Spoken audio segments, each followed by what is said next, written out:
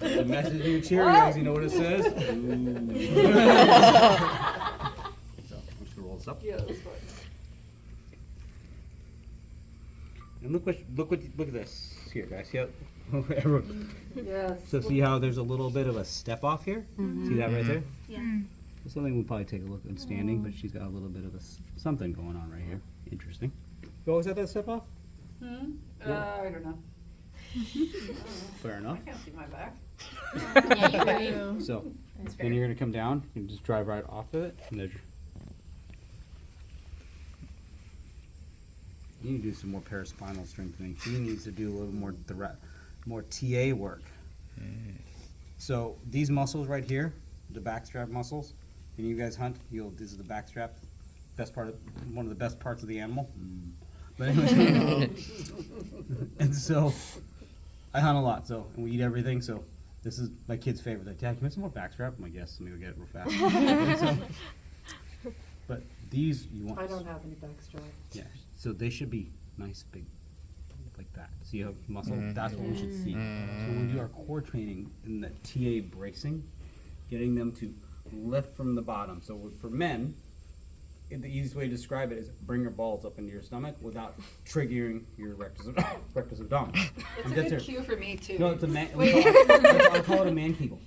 Oh, Yeah, I mean, that's you're not actually. wrong. Yeah, it's a man Yeah. kegel. And so for women, same thing. It's a pelvic floor. So I tell them, imagine that you're trying to pull everything up this way, straight.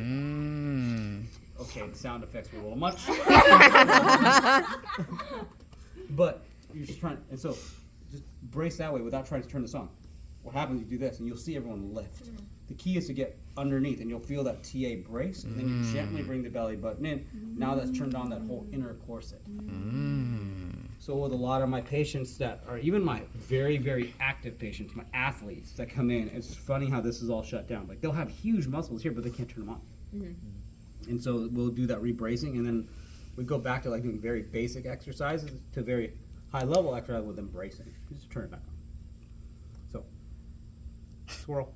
We're gonna go off the paraspinal. I'm just gonna look at those. Ooh, feel that right there? Check this out. Watch my finger. Ooh. Right there, nice little knot there. Yeah, I'm just gonna look for any knots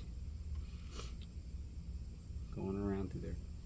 The thoracolumbar fascia, right? Can be all this right here, right? What lats are gonna attach to it, the spinals are gonna attach to it, the QL has some attachment to it, all going down to what? Iliac crest. Iliac crest, actually, and the sacrum. So you're just gonna, if too much, QL. Yeah. Surprise. Sign effects. Too much QL. Little, gotta be lighter. That's my thoracolumbar fascia. See that? Kind of see how it moves around. Okay. Oh, she's really tight there too. As you can see, her QL is really tight. She got a nice little scream out of that thing. So we'll go. QL's gonna be a little deeper.